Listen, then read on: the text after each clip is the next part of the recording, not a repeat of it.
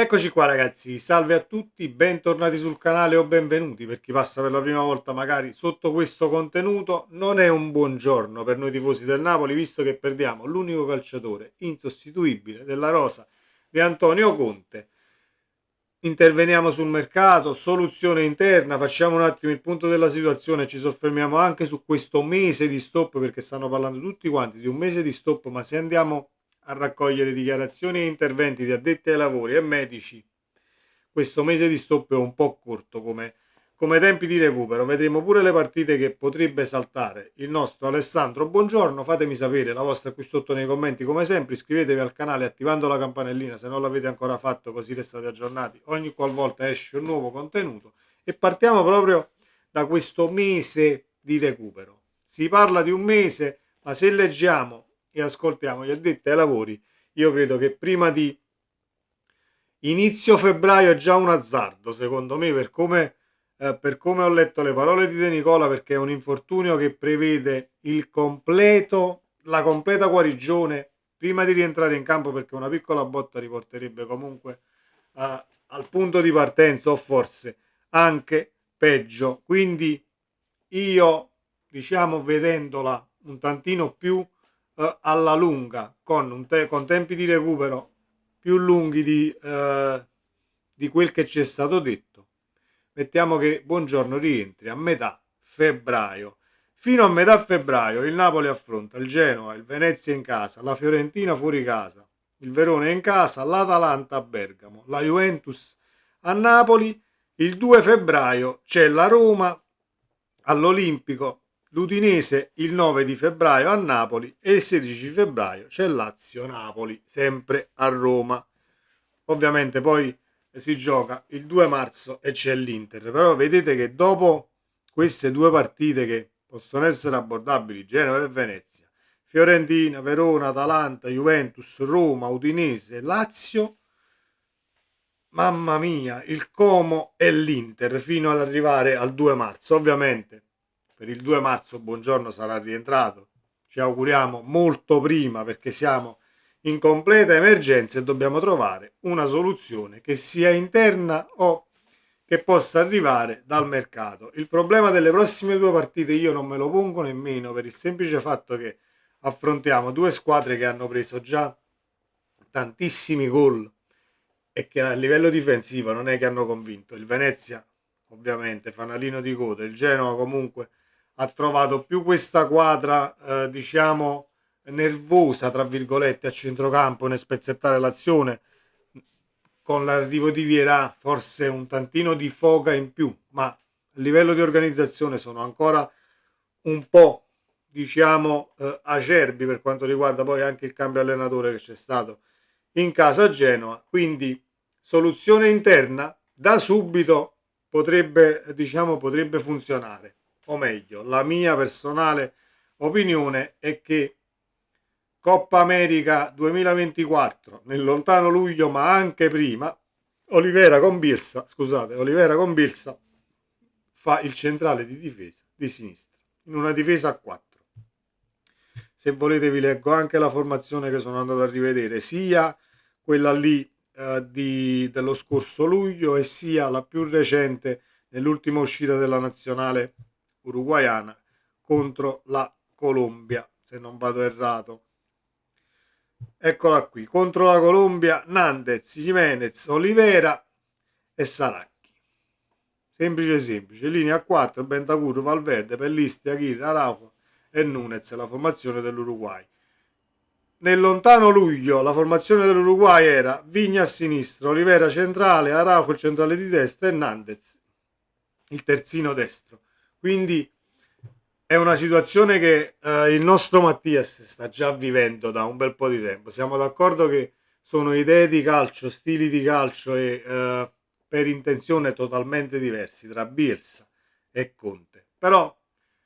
è un fazzoletto di campo dove Olivera ha già, tra virgolette, imparato a giocare e quindi potrebbe essere la soluzione interna, schierando ovviamente Spinazzola a sinistra perché non ha il terzino. Abbiamo ancora Mazzocchi fuori e quindi si potrebbe pensare ad un cambio a 3 schierando Olivera, Rachmani Di Lorenzo, senza poi far entrare nessun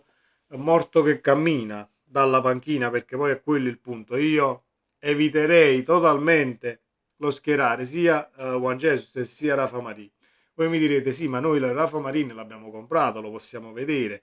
sarebbe un'occasione, forse il calciatore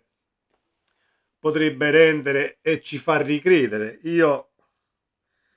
vista comunque come si è mossa la linea di difesa, al di là del turnover, 11 calciatori diversi, eccetera, in Coppa Italia, non credo che sia solo un problema di continuità e che vuole farsi vedere, ma ci vuole sicuramente troppo tempo e noi di tempo non ne abbiamo, perché perdiamo poi il treno lassù. È già tanto che comunque ieri il risultato che a me ha fatto piacere, l'Inter ha stravinto contro la Lazio, quindi si è creato questo divario di punti tra Inter, Napoli e Atalanta e il resto. 3 punti ovviamente di distacco con l'Inter che ha ancora una partita in meno, però ricordiamolo perché molte volte lo dimentichiamo, e quindi io opterei soprattutto nelle prossime due per cercare questa soluzione interna e spostare Olivera un attimo al centro per poi credere in Spinazzola e cercare di ritrovare un tantino un calciatore anche per un periodo ristretto di tempo, di necessità virtù, cercando di diciamo non fasciarci troppo la testa. L'unico problema che poi mi pongo togliendo Olivera e mettendolo come centrale di sinistra è la situazione che si stava creando a Napoli con Olivera che si spingeva molto più avanti, con McTominay che stava entrando poi più o meno in quei meccanismi di quella fascia sinistra, liberando poi anche l'esterno Quara o Neres che giocano su quella fascia. Avresti delle caratteristiche diverse e dovresti adattare comunque ad una fase offensiva Spinazzola che finora non ha assolutamente convinto. Questa è l'unica per me soluzione interna, a meno che tu non voglia azzardare Juan Jesus per Buongiorno, Olivera a sinistra e te ne vuoi uscire così. Fa paura solamente a pensarlo, però Conte ovviamente, tra virgolette, sapais come si dice a Napoli, e poi ecco che entrano in ballo anche i 6,5, 7, 8, 10 milioni, 9 che prendi comunque da grande allenatore e dobbiamo far fronte a soluzioni del genere. Già vedo la prima domanda nella prossima conferenza stampa, come sta Buongiorno, come risolveremo, e Conte ti dirà io ve l'avevo detto che eravamo corti in difesa, lo sapevamo che eravamo corti in quel ruolo, lo sapevamo che dovevamo prendere un difensore, non l'abbiamo fatto e lo sapevamo anche noi che dovevamo prendere un difensore. Infatti poi quando in fase di mercato Hermoso, Hummels, deve arrivare il centrale, non ce l'abbiamo, eccetera eccetera, ed ecco che la sfortuna, perché di sfortuna si deve parlare e non è un piangersi addosso, viene meno il calciatore che non ha il sostituto, non ha la coppia, perché comunque bene o male i terzini puoi diciamo un attimo farli prendere fiato quando Mazzocchi comunque ci sta, perché ancora è a mezzo servizio. Di Lorenzo si potrebbe sedere e rifiatare un attimo, di là Spinazzola permettendo Olivera potrebbe saltare qualche partita e lo fai giocare. A centrocampo ci sono i sostituti, lì davanti non ne parliamo proprio, c'è abbondanza per quanto mi riguarda, anche se uno è forte, l'altro meno, eccetera eccetera. È l'unico calciatore che non doveva farsi male, ovviamente si fa male, e anche di brutto, perché è un infortunio che non voglio fare il pessimista, però diciamo che non è nemmeno da sottovalutare l'entità dell'infortunio e le caratteristiche del calciatore, perché poi fin quando lo stesso infortunio lo riceve a livello di fisicità un calciatore che al limite è più basso, un attaccante, al limite un esterno, che ne so, fisicamente come un Mertens, un Insigne per esempio, forse il recupero potrebbe essere anche un tantino diverso, ma visto che sei un atleta di 2 metri, 1,90 m e comunque difensore centrale, mi rifaccio alle parole di De Nicola, non si corre con questi infortuni, perché poi potresti ritrovarti nella stessa situazione dopo una piccola botta, cadi male, eccetera, eccetera, quindi deve recuperare al 200%. Soluzione interna, Olivera, centrale, per quanto mi riguarda. Poi vedrà Conte come mettersi. Abbiamo 2 partite, tra virgolette, per poter trovare la quadra, per poi a gennaio affrontare le squadre che contano, perché sono quasi tutte in successione, l'Atalanta, la Fiorentina, la Roma, eccetera, eccetera. Altrimenti devi intervenire sul mercato, però intervieni sul mercato e siamo tutti d'accordo, si deve prendere il centrale, va bene così, però lo devi prendere già pronto, lo devi prendere, diciamo, senza perdere tempo poi, che dovresti prendere il centrale la prima settimana di gennaio, se non vuoi farlo anche adesso con qualche svincolato. Ho letto di nuovo, torna il nome di Sergio Ramos, eccetera, eccetera, anche se si dovrebbe fare una sola telefonata per quanto mi riguarda. Se vuoi un centrale che possa essere pronto anche in poco tempo, perché io ho completa stima in Kalidou Koulibaly per quanto riguarda l'applicazione, per quanto riguarda il calciatore, per quanto riguarda ciò che ha dato a Napoli. Non c'è stato nessuno screzio mai, calciatore molto educato, a disposizione sempre.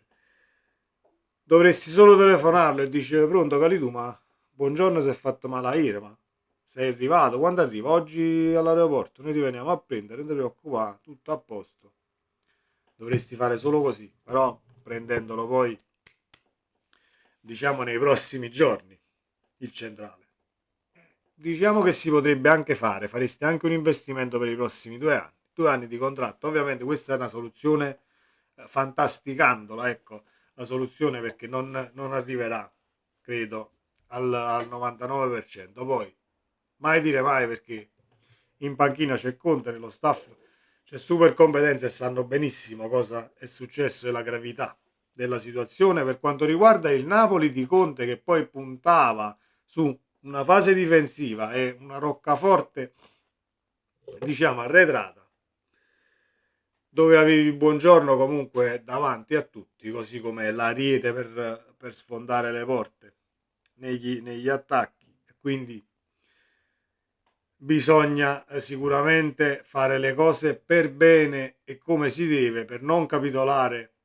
a livello difensivo. O la metti così e cerchi di trovare la soluzione interna, trovando poi la quadra per quanto riguarda la solidità difensiva, altrimenti, ma non sarà il caso del Napoli, vista l'idea di calcio di Conte e comunque ciò che è lo storico del nostro allenatore, o la metti sulla fase offensiva e dici ma io sai che faccio? Mo punto a buttarne 3 dentro a partita, che poi la vinco 3-2 e prendo 2 gol per una cazzata tra virgolette di un Juan Jesus o un Rafa Marin di turno o un Rachmani di turno, perché poi Buongiorno andava a completare anche quello che è stato poi Rachmani finora, cosa che non succederà né con Juan Jesus né con Rafa Marin in coppia con Rachmani, perché l'ha detto anche Conte in conferenza, ma lo sappiamo anche dal Napoli di Spalletti. Con Kim senza Kim è un altro calciatore, con Buongiorno senza Buongiorno sarà la stessa cosa, diventerà un altro calciatore che poi diciamo, deve far quadrare anche i conti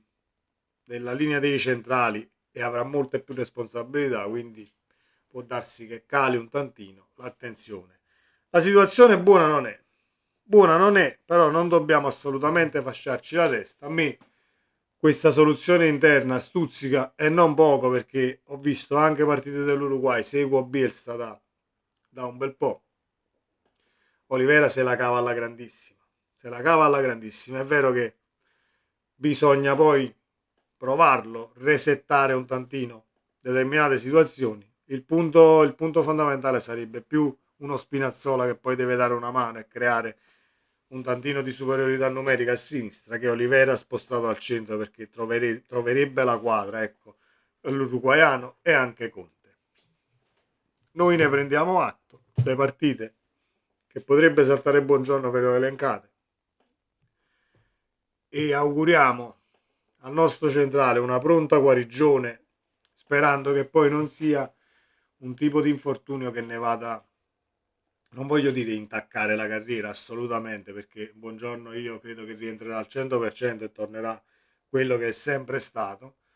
però sono comunque situazioni che potrebbero portare qualche strascico. Andiamoci piano, non facciamo i tipi che no, è il più grande difensore che abbiamo, ovviamente, giustamente, appena è pronto in campo, assolutamente no, appena è pronto, con calma, ecco, perché poi se appena è pronto a me mi si presenta un Atalanta-Napoli, per dire, e quindi partita ovviamente difficile sulla carta, strafai a livello di prestazione e va a finire che ci rimetti, ci rimetti a mine che a varca, come si suol dire, quindi con calma. Carissimo Olivera, io avrei voluto vederti come centrale perché ne parlavamo anche nel precampionato per quanto riguarda il difensore centrale, il mercato, non arrivava comunque il sostituto, quindi io in primis avevo battezzato questa situazione di poter in caso di emergenza spostare Olivera al centro e adesso l'emergenza è arrivata. Carissimo Antonio Conte, purtroppo la grana passa nelle tue mani e noi con tantissima fiducia speriamo che risolvi anche questa di situazione, perché poi è un peccato, sarebbe un peccato, ecco, distaccarsi dalla posizione di classifica, dalla zona di classifica, mettiamola così, perché non sto parlando né di scudetto né di titolo, dalla zona di classifica dove siamo per la Champions League. Ne prendiamo atto, sempre Forza Napoli, seguiremo la situazione nei prossimi giorni, fatemi sapere la vostra qui sotto nei commenti, iscrivetevi al canale e un bel like a questo contenuto se vi fa piacere. Ciao!